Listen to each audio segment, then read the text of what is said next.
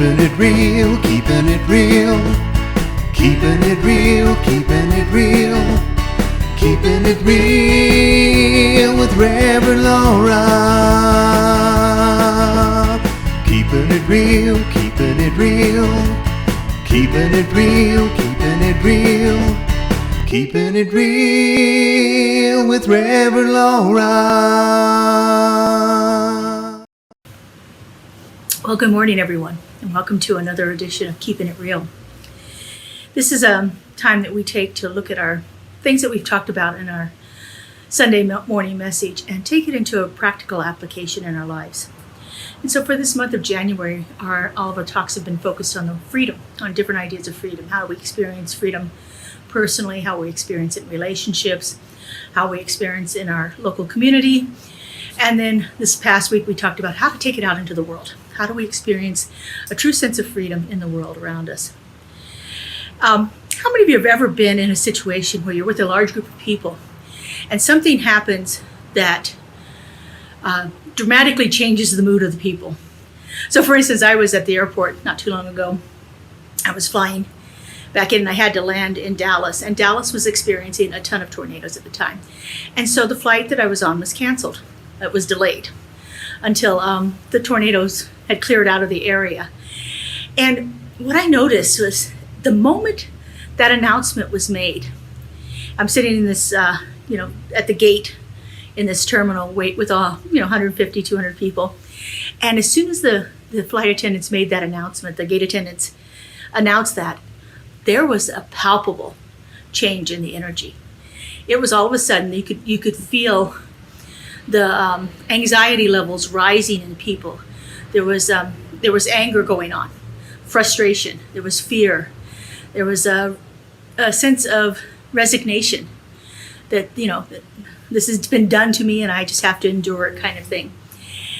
And what I know through my spiritual work is that when I become a place of centeredness and connection, then I become a place where spirit can move through me.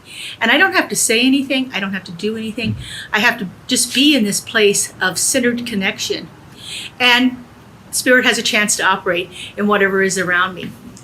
So that's one of the things that I often do. And that's what I did in this situation was I just went within, just turned within because, there was much else I could do. Fortunately, it didn't affect me terribly. I didn't have a lot of detrimental consequences because of it, but I was probably one of the fortunate people that didn't, but I just allowed myself to become that place of centered peace.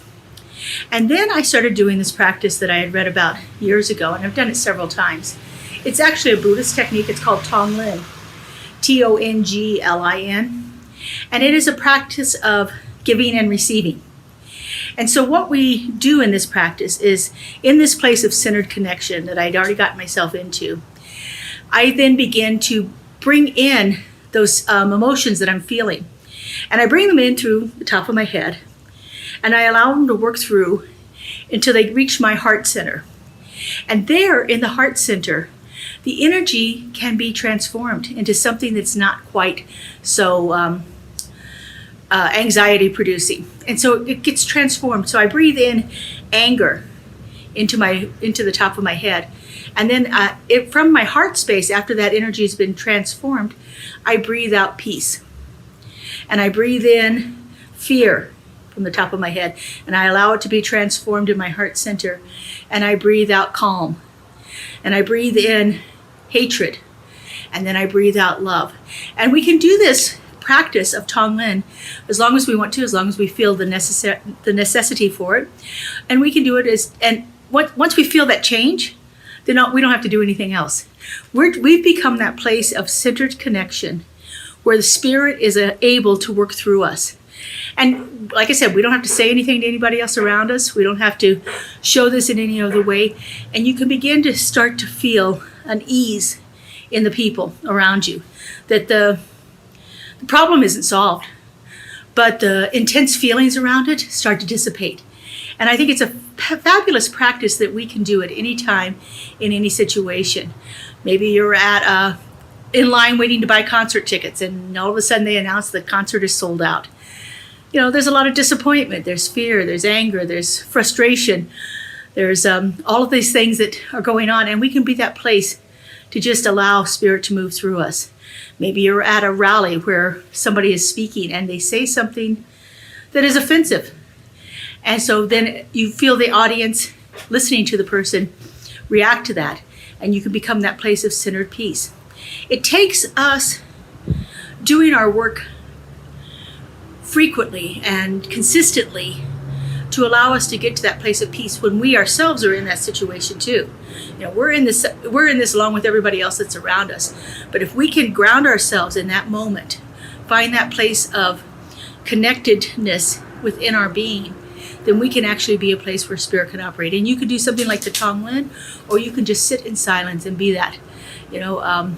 I studied Joel Goldsmith, and he says, you go into the silence and you say, "Speak, Father, thy servant heareth."